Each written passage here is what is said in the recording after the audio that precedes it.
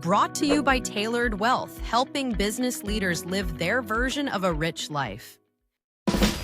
Welcome to another edition of the Making Sense of Your Money podcast, where we cut through the financial noise and help business leaders to make smart, confident money decisions.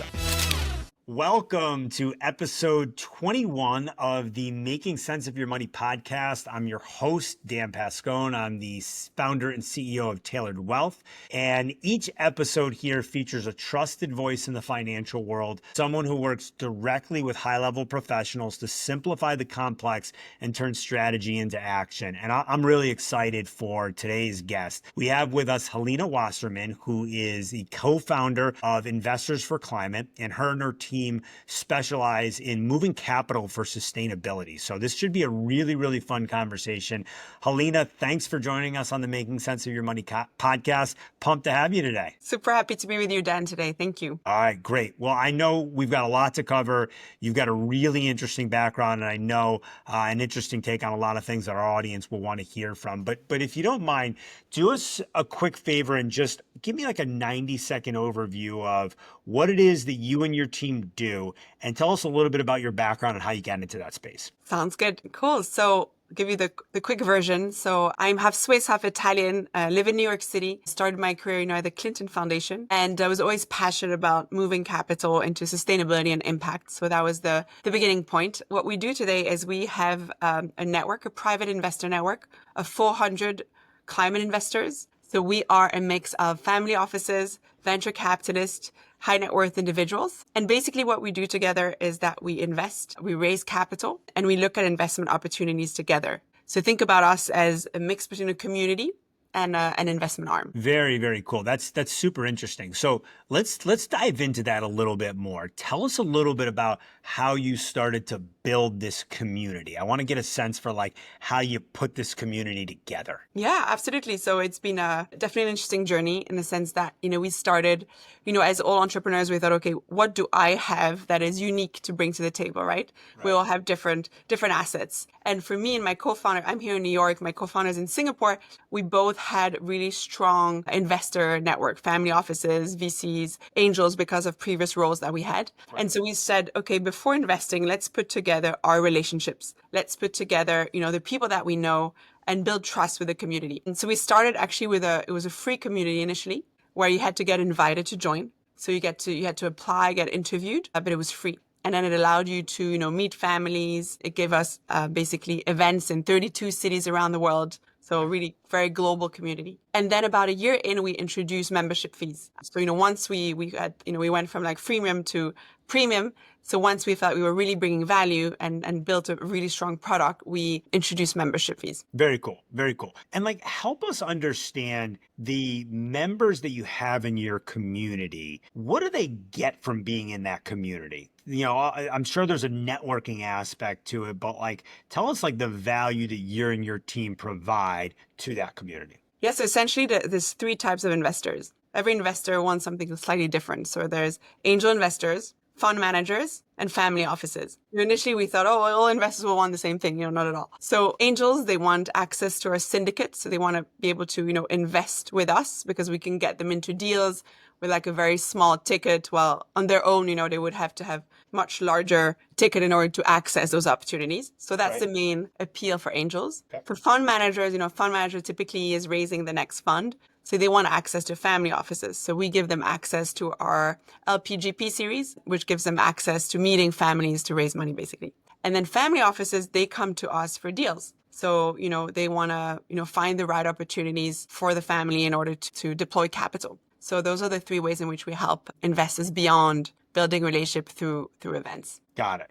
And tell us a little bit about your process for finding some of those deals. So you've got kind of the membership side, and then you've got the deal side. Tell us a little bit about the deal side. Yeah, so the deal side is super interesting. Basically, we get deals referred by our members. Okay. So as a member, you can submit a deal that you need to show that you are personally invested in the company. Okay. To show, so we don't allow placement angels. It's purely asset owners that have invested. And so they would recommend a deal that they're personally invested in or invested with our company. And so that, as you can imagine, with 400 members in 32 cities, brings us a lot of deals. And we have a team that basically sorts through them, and we basically showcase the best ones. Yeah, so that was going to be my next question. Tell us a little bit about like the logistics behind that. How does someone bring you a deal? Do they go directly to your team and you guys promote the deal? Is it like a community where you're actually publicly, or maybe not publicly, but privately within the community marketing it? Tell us a little bit about the logistics behind like the deals and then getting them promoted within them. So we're not a placement agent, right? So we're a community.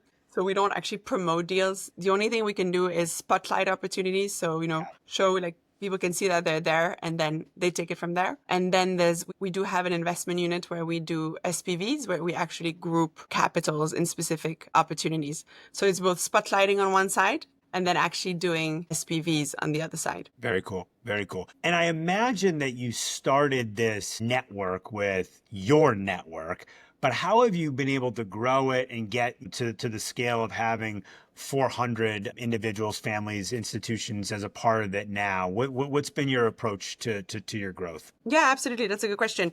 So we actually have quite a unique strategy in the sense that we have ambassadors in 32 cities that represent us locally, but that doesn't mean we have 32 people on payroll. That means that we have 32 ambassadors that are family offices themselves or fund managers themselves that are representing us locally and that are referring us new members. So that it is actually through the ambassador network that we're able to grow at this speed. Because typically it takes much longer. But we have this win-win agreement amongst us and the local family office of fund manager that they benefit from our global community. We have a lot of investors in Singapore and places like that, and we benefit from the local community. So they're happy to do this as a leadership opportunity as opposed to a paid opportunity. Okay, so you've got these ambassadors, which essentially are serving as like your referral partners. Exactly. And they've all got networks and you've got them across the globe, it sounds like. And so as they come across individuals, institutions, deals even that make sense, they're referring them into your network. Exactly. And in exchange, they can use our brand and they can host programming locally with our playbook of events and how we do things. So that's what they get in return, in addition to having access to all our global events. Tell us a little bit about the event side. What do those events look like for someone that's never attended something like this? What do they look like? How are they hosted? What is the value that you promote? Give us a little bit of look under the hood from the events perspective. Yeah, absolutely. Well, think about it as, big TED conference, right, and TEDx, the local chapters. Right. Think about it that way. So, we have the central brand, and then we've opened our brand so that people can use it locally. And we have a very simple way of doing things. It's basically, we want to make sure there's 80% investors at every event. And out of these 80% investors, there needs to be 50% family offices. Okay. So that's our rule of thumb. And if you want to host an event for us using our brand, you need to make sure that happens. And then we have typically two formats. Either it's what we call the LPGP series. And so that's a way for, fund managers to meet family offices. And there, the specific ratio, we want 2 LPs for 1 GP. So, as a fund manager, you have an unusual, ability to meet potential, institution and families that could come in your fund. Got it. Okay, that makes a lot of sense. So the folks that are putting on these events, are you sort of giving them this playbook to be able to execute, and then they just need to sort of adhere to your standards in order to use your branding? Is that essentially how it works? Exactly. Very cool. All right, let's shift gears a little bit. I want to talk a little bit more about the industry. Let's talk about sustainable investing, something that I know I'm excited to get into, pretty passionate about myself. And we have a lot of clients and folks within our audience and network that I know want to hear your take on that.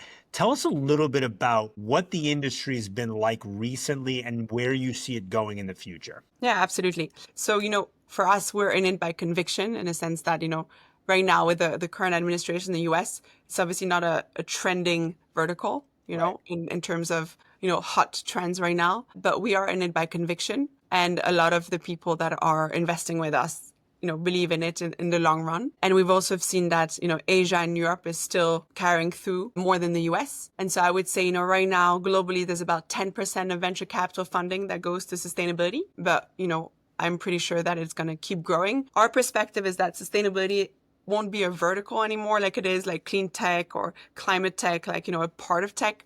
What we believe in is that sustainability will be a lens. It will be the same way as, you look at deals through risk, through returns, you will look at deals through sustainability standards.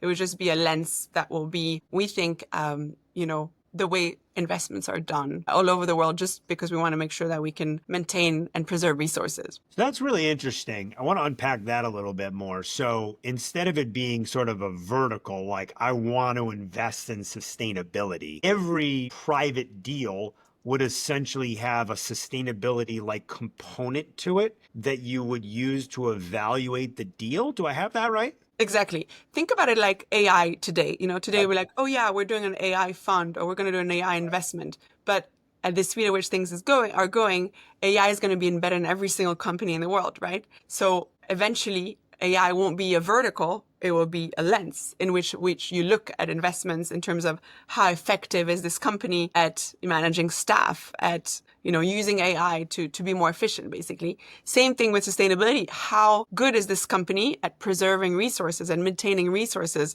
so that, it's a good and great company. The same way, how good is it at treating their employees?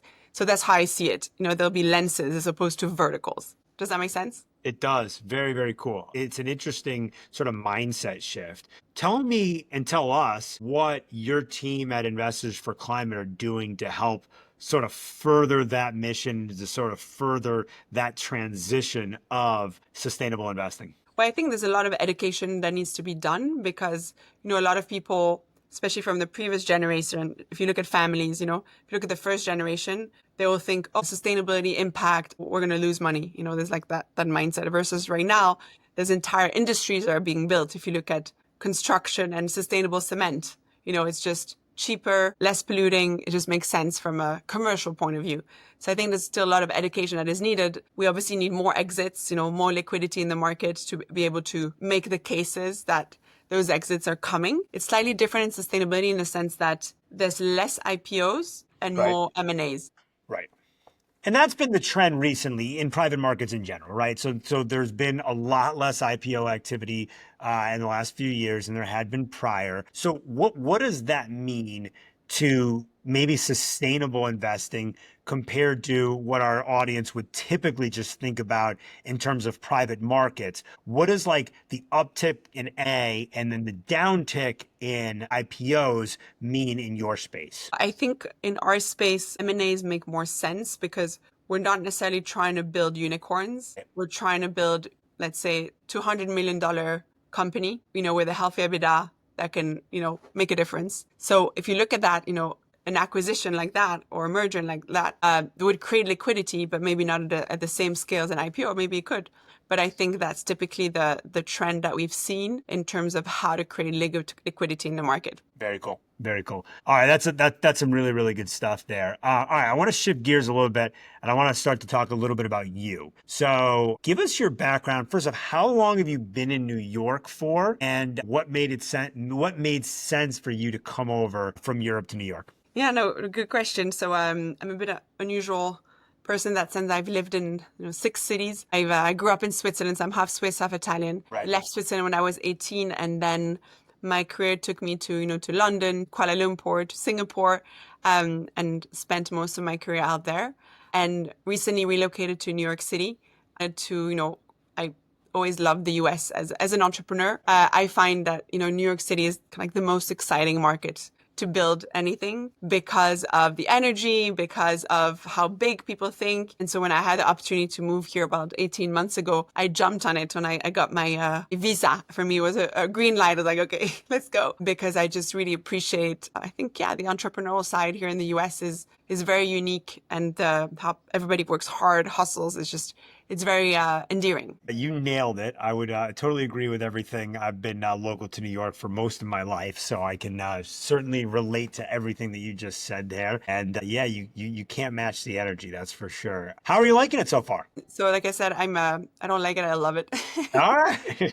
I'm a big fan, and I feel that if you are, we have a big mission, big dreams. There's a lot. We've barely scratched the surface in everything we want to do. We want to move 1 billion into sustainability. And so I think when you have like big like I feel like you get rewarded for that. I feel like in New York, if I run around and I'm like, yeah, I want to raise a $30 million fund. We're like, why would you do that? But if you say, I want to raise a $150 million fund, we're like, oh, like listening.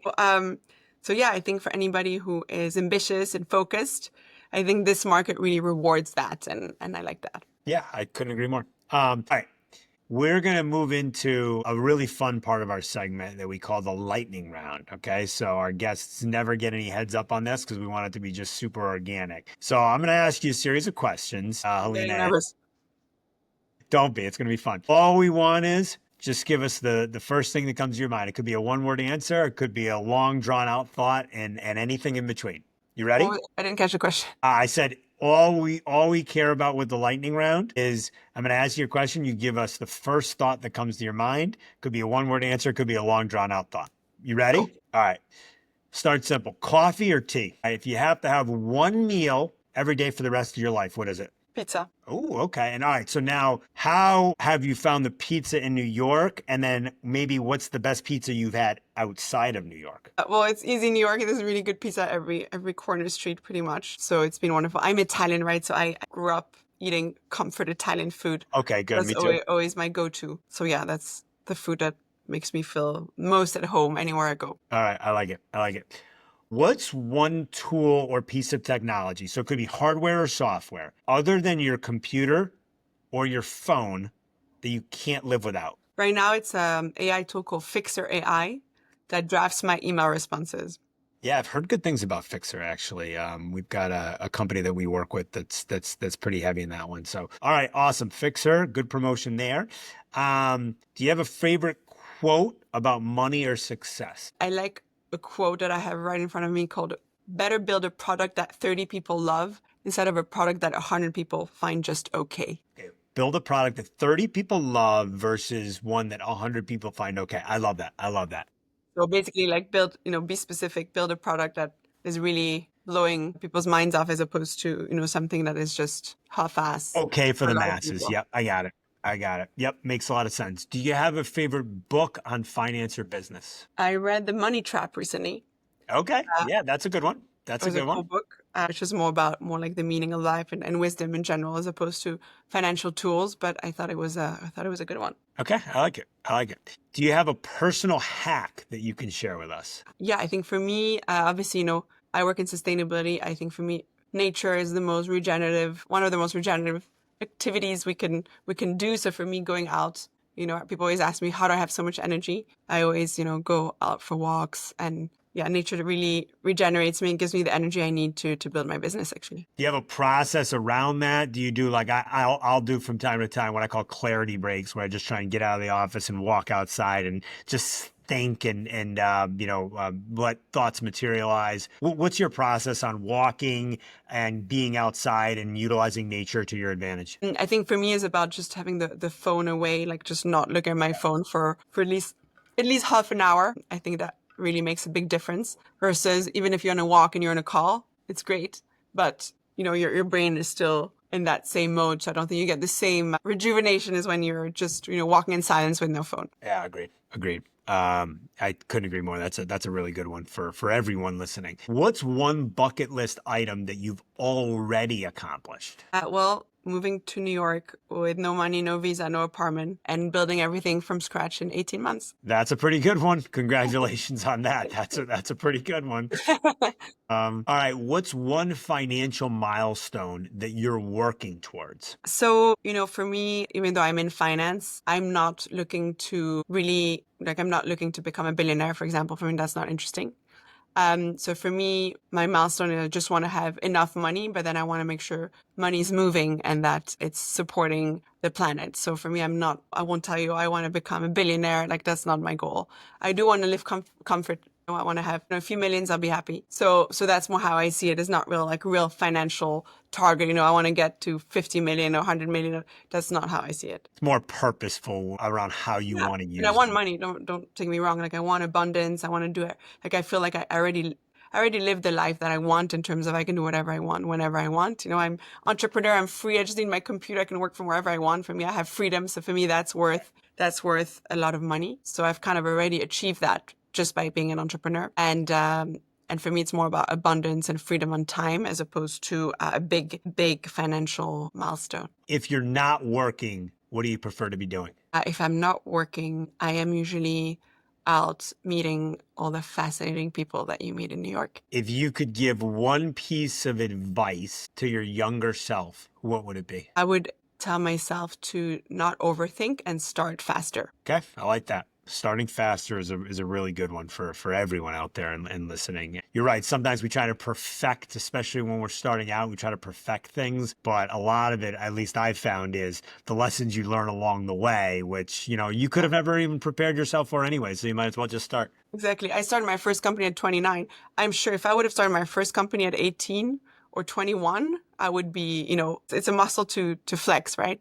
Entrepreneurship. The more companies you've done, the more you've trial and error, the better you become. So for me, it would be like, just stop overthinking and start. It's such a powerful concept. I could not agree more with that thought. And I found it in myself. Sometimes we try to get the timing perfectly right. And there is no perfectly right timing in life. But the lessons that you learn along the way, all you can do is go through the experiences so that you learn those lessons, right? Yeah. And then whatever you create becomes your new baseline. So you're never going to go back. That's right. Once you start your business, you know what to do. You're like, oh, I'm never going to go back and get a job. Like, never. You know what I mean? I look at what I was doing 3 months ago sometimes and think, wow, I can't believe I was doing this that way 3 months ago. Exactly. You're never going to go back. This is your new baseline. It always gets better. You get used to taking risks, etc. Very, very cool. Well, that's awesome, Helena. And then lastly, if our listeners want to connect with you, collaborate, work with you, learn more about Investors for Climate, what's the best way for them to find you or connect with you? Yeah, absolutely. So best way would be LinkedIn under Helena Wasserman, or Instagram. I am Helena Was. Those are my two preferred channels. Then you can always see my website as well, helenawasserman.com. But yeah, LinkedIn is preferable. Awesome. Love it. I'm very active on LinkedIn as well. So looking forward to collaborating with you there myself. Helena, this has been a lot of fun. I really enjoyed the discussion. Appreciate your insights today. Thanks for sharing. Thanks for coming on. It's been a blast. Thank you so much, Dan, for having me. I really enjoy the conversation as well. You bet. You bet. That's it for our episode. As always, keep your strategies sharp, your goals clear, and your money working as hard as you do. Cheers.